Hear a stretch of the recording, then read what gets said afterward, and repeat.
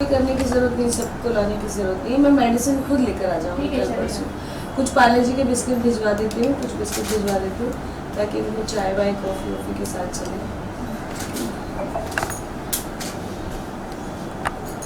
मैं वापस से आऊँगी।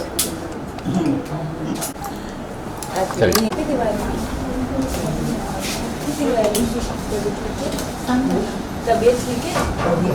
बड़े है ना? मैं बड़े है ना? प्रॉब्लम नहीं है।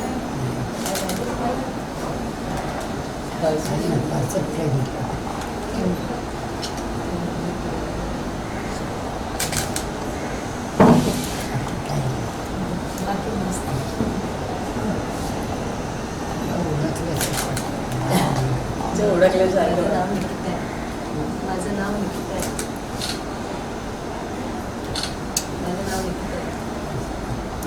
तुम्हाला भेटायला आली. हॅपी दिवाळीसाठी. आणि हे आस्था आहे. माझं नाव आस्था आहे.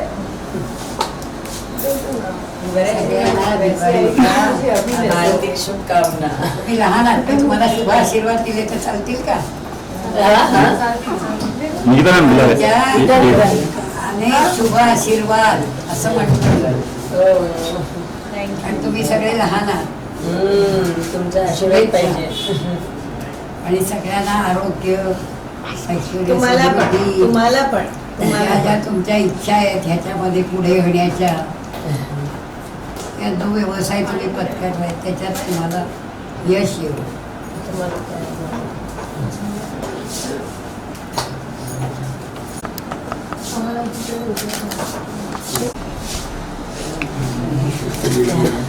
तर काय झालं?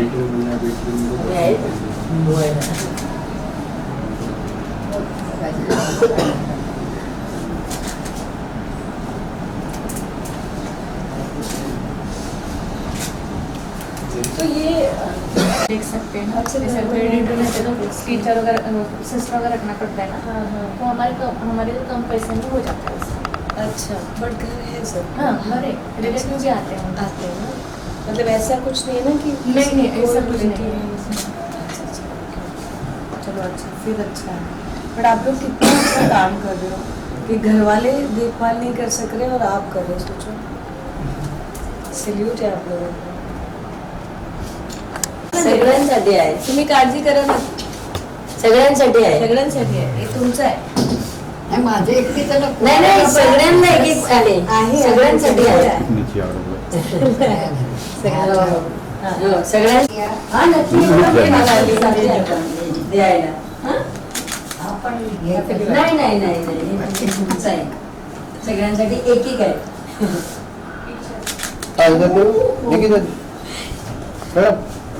इधर देखो, समोर बघा. सगळ्यांसाठी एक आहे. दिवाळी भेटायला आले ना. मी आस्था चालेल ना. मिठेल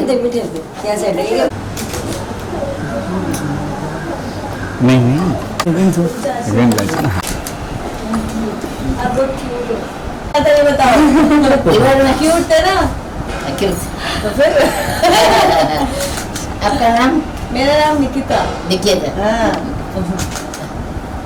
पहले आई. ठीक है. ठीक हो ना. कैसे हो? दिवाली कैसे?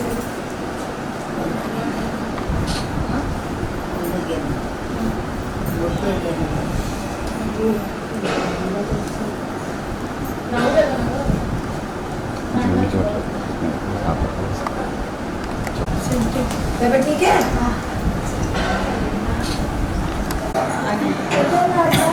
खाली कर फक्त जेवढी तू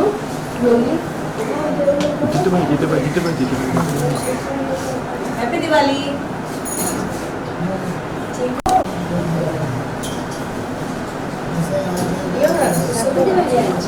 अजून होणार आहे.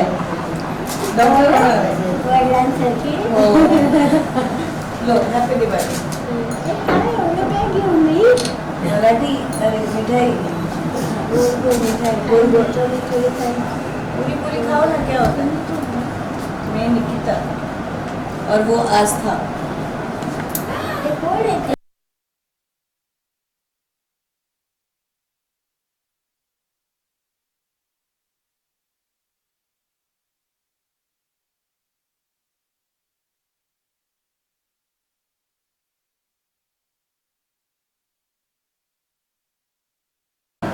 सगळं बरं सगळं बरं भेटायला आले सगळे तुम्हाला.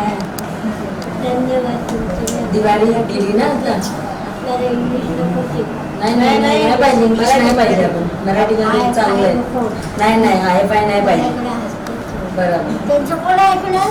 हायफाय कोण ऐकणार? म्हणू शकत नाही.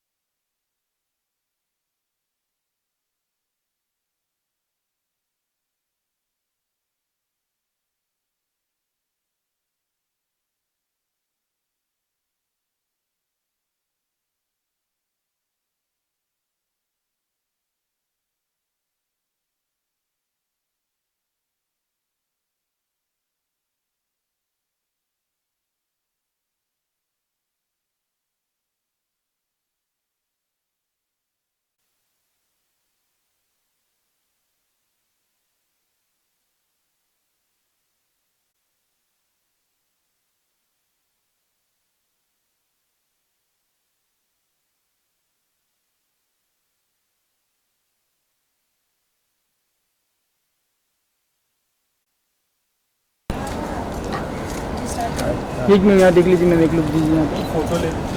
हाँ ये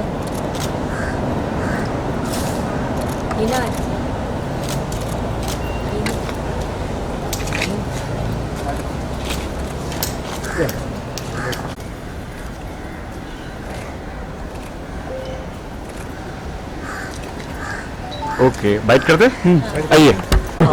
ओके निकिता जी, सबसे पहले दिवाली के मौके पर ऐसी जगह पे आना, क्या कहना चाहेंगे? कितने इमोशनल हुए? हमने देखा कि आप दोनों जो है इमोशनल हो रहे थे, क्या कहना चाहेंगे इस बारे में? मेरे पास शब्द नहीं है, मैं क्या ही कहूँ इस बारे में। सब लोगों ने बहुत अच्छे से दिवाली मनाई। हम लोगों ने स्ट्रीट सजाई थी, सब लोगों ने क्रैकर लेकर आए और मार्केट में इतनी भीड़ थी, बट यहाँ पे ऐसा कुछ नहीं था। और बट इन लोगों ने जिस हिसाब से संभाला है, ये लोग असली हकदार है। ये लोगों ने जितना संभाला है, जिस हिसाब से कर रहे हैं, घर वाले भी शायद नहीं कर पाते हैं, नहीं ही कर पा रहे हैं, तभी तो ये लोग कर रहे हैं। और ये मुहिम इन्होंने 25 साल से चलाई हुई है। मेरे पास शब्द नहीं है, ना इनको थैंक यू कहने के लिए, ना आपको कुछ कहने के लिए। मैं बहुत मतलब आज शब्दों की कमी है। हमेशा मैं बहुत बात करती हूँ, बट आज शब्दों की कमी है। यहाँ पर आकर मुझे एक शांति का एहसास हुआ है, सिर्फ इनकी वजह से। आस्था जी, आप क्या कहना चाहेंगे? आस्था फाउंडेशन हमेशा यही सब चीज़ों के लिए काम करता रहा है, और बट आज का जो एक्सपीरियंस है वो हमारे लिए बहुत डिफरेंट था, क्योंकि हम दोनों आप सब जानते हैं कि हम स्ट्रीट किड्स के लिए, HIV बच्चों के लिए या एजुकेशन में और ये सब चीज़ों के लिए हम काम करते हैं।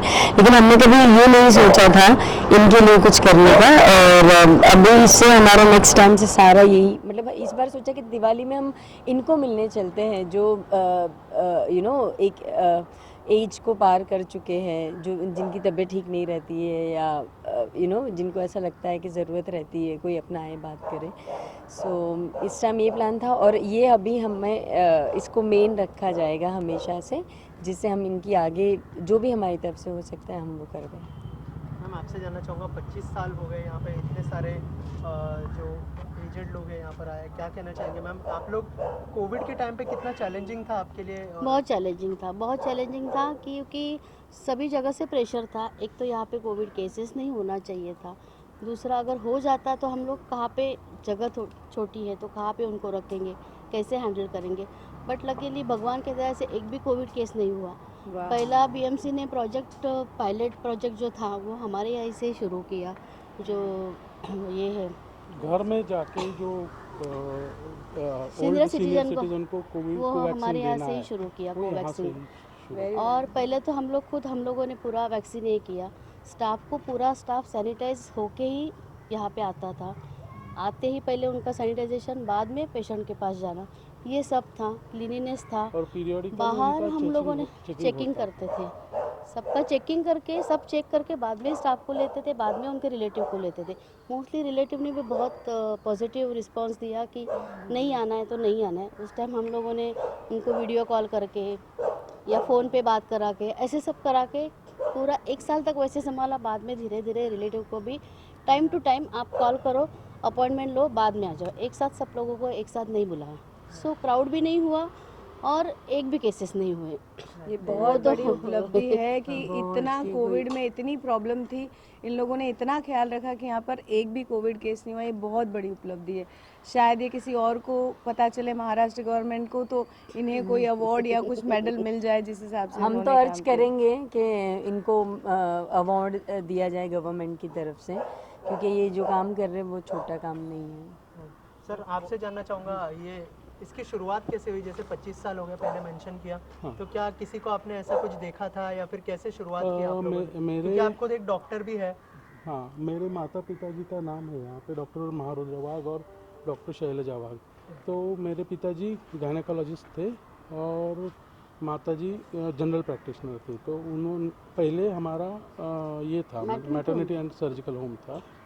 तो जैसे उन्होंने 25 साल पहले ये प्रोजेक्ट चालू किया, तो वो हम लोग भी वही अभी कंटिन्यू कर रहे हैं कि सेवा है वो उसमें।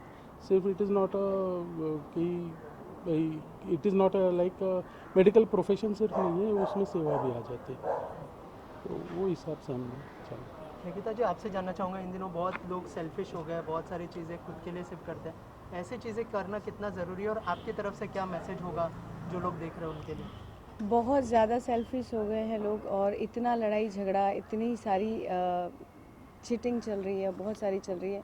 लेकिन ये जो एग्ज़ाम्पल है, ये जो चीज़ें हैं, इनको देखकर शायद ये दिखाने से शायद इन लोगों की आंखें खुल जाए और इनके साथ हाथ मिलाए, आस्था फाउंडेशन के साथ हाथ मिलाए, हमारे साथ हाथ मिलाए और कुछ अच्छा करने की कोशिश करें। मेरी तरफ से तो यही मैसेज रहेगा। आई होप कि जो भी बहुत ज़्यादा मीन हो गए हैं या क्रूल हो गए हैं, लोगों के एक दूसरे के को मारने के लिए तुले हैं कुछ भी पैसों के लिए, तो इनकी आई होप कि आंखें खुलें इन सब चीज़ों से, उनको इंसानियत का थोड़ा सा ये सब देख के, इनको देख के थोड़ा सा सीख मिले। यही मेरी तरफ से कोशिश रहेगी। आस्था जी, आपकी तरफ से क्या मैसेज होगा? मैं ये कहना चाहूँगी, जितने हो सके, और जो भी ओल्ड एज होम हो, किड्स हो, एजुकेशन हो, हर चीज़ में आप जुड़े, चाहे कहीं से भी जुड़े, कैसे भी जुड़े, किसी के भी साथ जुड़े, बट आप सोसाइटी के लिए, आपको सोसाइटी को कुछ ना कुछ देना चाहिए। और प्लीज़ ये मेरी रिक्वेस्ट है कि आप सब सोसाइटी को कुछ ना कुछ रिटर्न में दो, जिससे जिनके पास नहीं है उनको सारी चीज़ें मिल पाएँ। सर, आपसे एक सवाल रहेगा कि काफ़ी जो लोग यहाँ पर हैं वो किस तरह से फैमिली से रिलेटेड है या फिर ऐसे कोई जो जिनको आवश्यकता है या इस तरह की चीज़ों की, तो आपको क्या कुछ कहेंगे, किस तरह से वो आपकी तरफ पहुँच सकते हैं, आपको कैसे रीच कर सकते हैं? कैसे है अभी? मेरा क्वेश्चन ये है कि कैसे लोग आपकी तरह आप तक जिसको पहुँचे। ज़रूरत है आपसे कैसे कांटेक्ट करें? हाँ, नहीं, या अभी किस तरह से? कैसे है कि अभी बहुत सारा हम लोगों ने गूगल पे भी डाल दिया है और बहुत सारे ऐसे है कि माउथ टू माउथ जाता है, पब्लिसिटी ऐसी होती है हमारी। नाम बताइए। हाँ, डॉक्टर बाग होम फॉर द एजेड करके नाम है। तो माउथ टू माउथ पब्लिसिटी होती है, लोग बोलते हैं हमको ये डॉक्टर ने बोला यहाँ पे अच्छा संभालते, वो डॉक्टर ने बोला अच्छा संभालते। तो अभी बहुत सारे डॉक्टर्स लोगों को पता है कि हम लोग यहाँ पे चला रहे, तो वो लोग यहाँ पे पेशेंट उस तरह के भेज देते हैं। मतलब जो पेशेंट है, नॉर्मल पीपल को रखते ही नहीं हम लोग। मोस्टली डिमेंशिया और ये बहुत डिफ़िकल्ट होता है हैंडल। उनको ही रखना है, उनको मतलब डेली केयर की ज़रूरत रहती है। तो ऐसे ही लोगों को रखते हैं। एक लास्ट सवाल आपसे कि आजकल जो पेरेंट्स को किस तरह से, बच्चों को किस तरह से मार्गदर्शन देना चाहिए कि आगे चल के पेरेंट्स को अपना ख्याल रखें या जब वो बुजुर्ग हो जाए, तो ये सब चीज़ें सिखाने की ज़रूरत है, क्या लगता है आपको? देखिए क्योंकि इन सब चीज़ों की जो आगे जाके हमारा भविष्य है वो बच्चे ही हैं।